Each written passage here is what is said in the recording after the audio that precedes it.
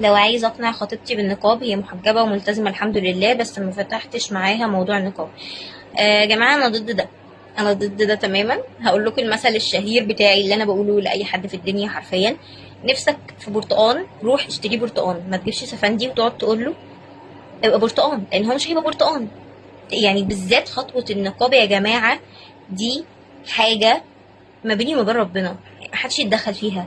ضد تماما فكرة ان حد يتناقش معايا في حاجة زي دي، لان بجد ده جهاد نفس، جهاد نفس فعلا. فهو محتاج ان انت تعملي ده لوجه الله فقط لا غير. وعايزه اقول لك ان هي لو لبسته علشانك بنسبه كبيره جدا مش هتبقى مقتنعه بيه، ممكن تقلعه. يعني الموضوع كده، فاهمين؟ فمحتاج ان انت